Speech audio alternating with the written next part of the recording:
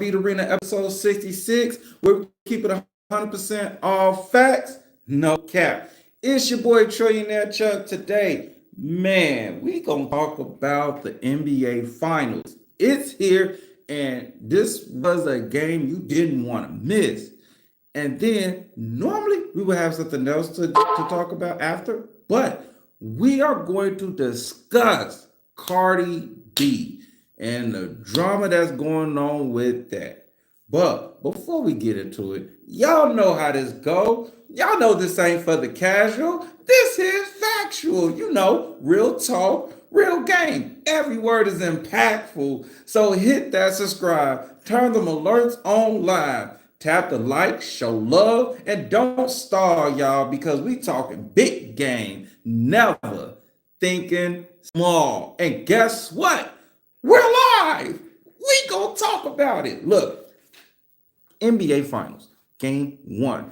This game was it was so good because you actually saw fundamental basketball at its best. Let me tell you what I mean. You saw guys moving without the ball. You saw guys setting screen. You saw guys in the high-low offense. Pacers had their guards post up OKC's small guards. We're talking points in the paint, y'all. SGA was getting to the basket when he wanted to. You know, you had that other cat that was getting to the basket, Jalen Williams. It was a game to watch. They even pressed. We haven't seen a full court press since the 90s. They did a soft full court press, and the Pacers was passing out of it. Fundamental basketball at its best, y'all. We talking backdoor cuts too. This is how basketball is played. And this is why these two teams are in the finals. Now, we're going to go over these stats real quick, okay? Again, I just watched the game, okay? So forgive me if I'm a little late, but I'm still here to deliver these stats. So let's talk about it. Let's start with the Pacers first. We had Pascal Siakam, who played 35 minutes. He was 7 for 15 from the field. He was 1 for 2 from 3, okay? He was 4 for 6 from the free throw line. He had 19 points, and he had 10 rebounds, okay, y'all? I mean, the man had a double-double, okay? He's going to be very key for them winning, all right? Next, we had Aaron Naismith, right, who played 31 minutes. He was 3 for 9 from the field, 3 for 7 from the 3, okay? He was 1 for 2 from the free throw line. He had 12 rebounds, y'all. We talking people rebounding out here now with 10 points. Another guy on the Pacers that had a double-double, right? Next, Miles Turner, 28 points, 5 for 10 from the field, 2 for 5 from the 3. And I mean, free throw line, 3 for 4. He had a total of 15 points. It don't get no better than that. Then you had Tyrese Halliburton, 39 minutes, right? He was 6 for 13 from the field, 2 for 7 from 3. He didn't even make a trip to the free throw line. Shockingly, right? I know. Then he had 14 points. Okay. Obi Toppin had a game, y'all, with 25 minutes, 6 for 9 from the field, 17 points, y'all. I'm telling you, the Pacers, they were out there balling, right? They was out there balling, Jim Jones style, right? Now, let's talk about OKC. Shaq Hollenberg, right? 24 minutes, 2 for 9 from the field. He was 2 for 2 from free throw. He had 6 points, okay? Jalen Williams, I can't stress, this guy was forcing his will to the basket. 36 minutes, 6 for 19 from the field, 1 for 4 from the 3. He was 4 for 4 from the free throw line. He had 17 points, 4 rebounds, okay?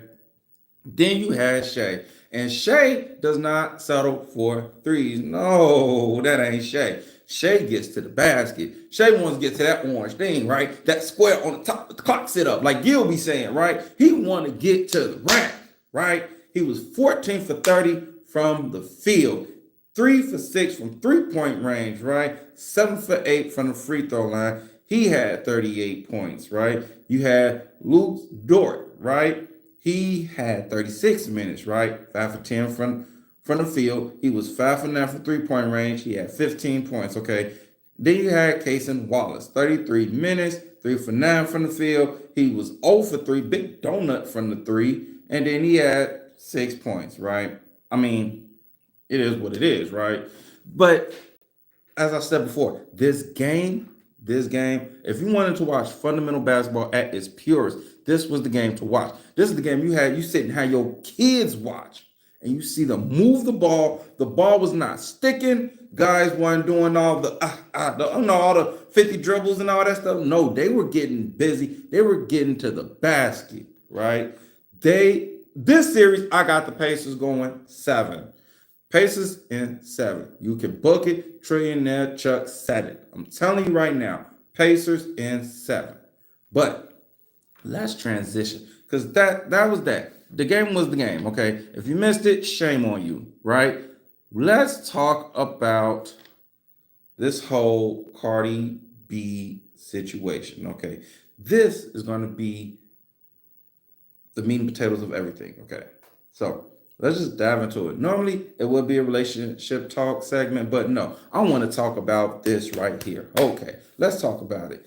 Now, is Cardi B winning because she's dating Stephon Diggs? Let's see what happens.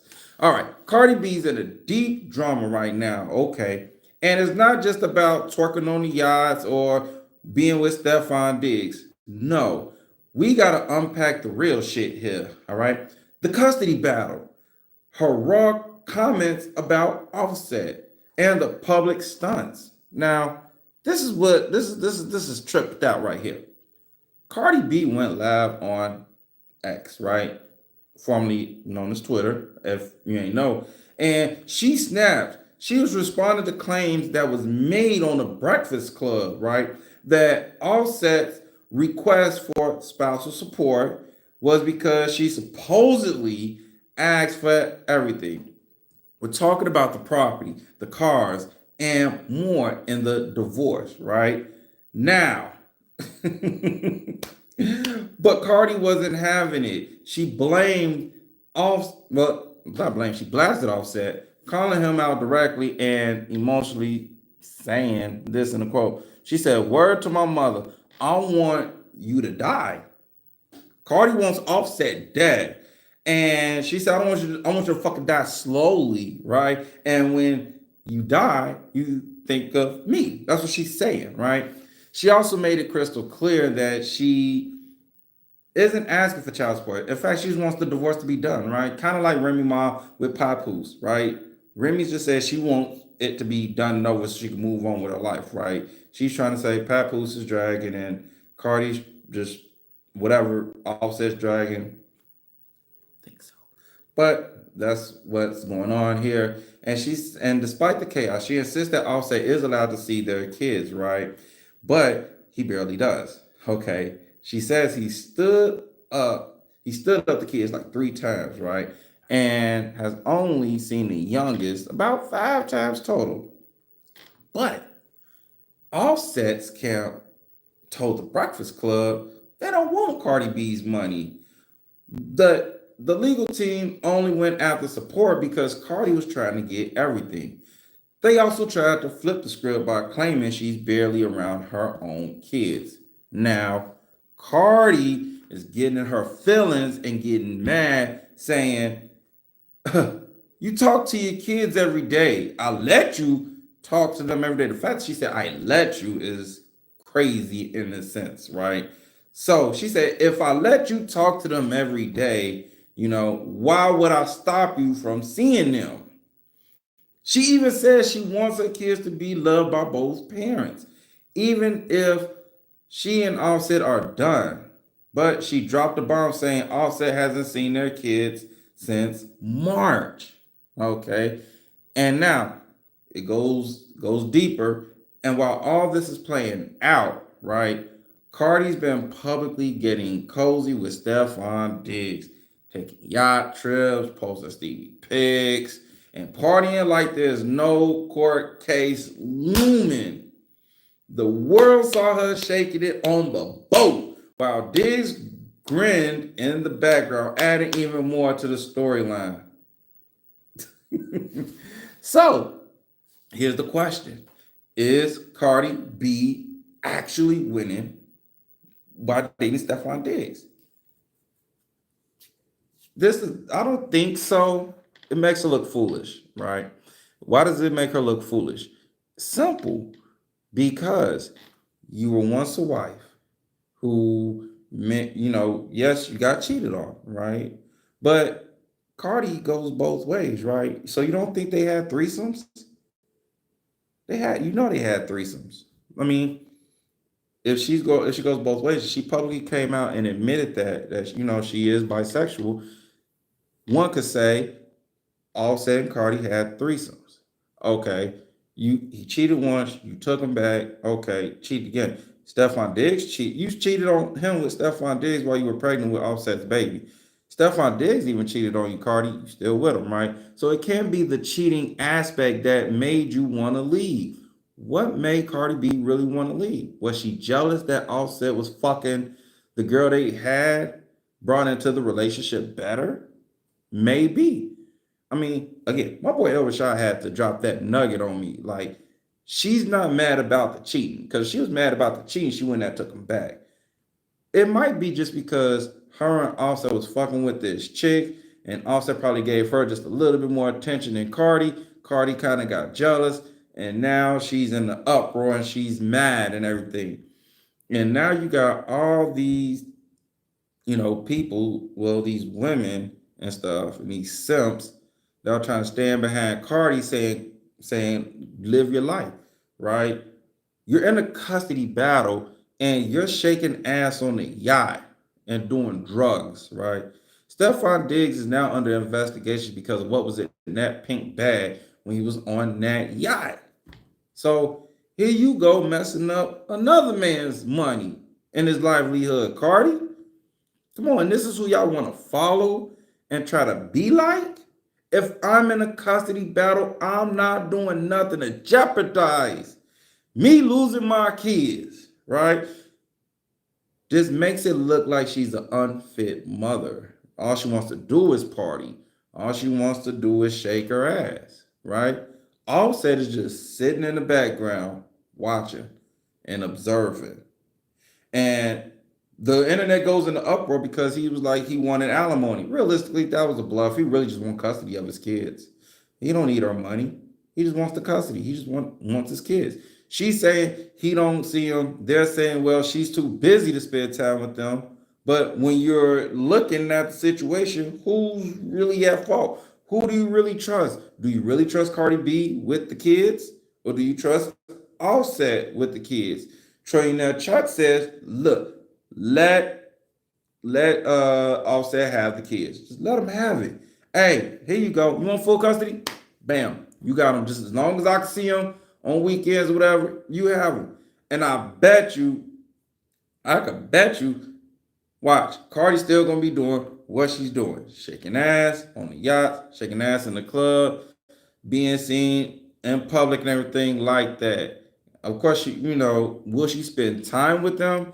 Yeah, on occasions when she has time to. But realistically, get the kids to Offset, okay, Cardi. So because you keeping them away from him, and you still are touring, and your life is probably more busier than his. The system needs to look at who is going to be available, not just physically but emotionally for the kids. And with all this going on, you might end up losing your kids. Hopefully they could work this out and it could be settled peacefully, okay? But as you know, that's my show for the day. It's your host, Trillionaire Chuck, reminding you to keep it real, both in life and in love. Alt.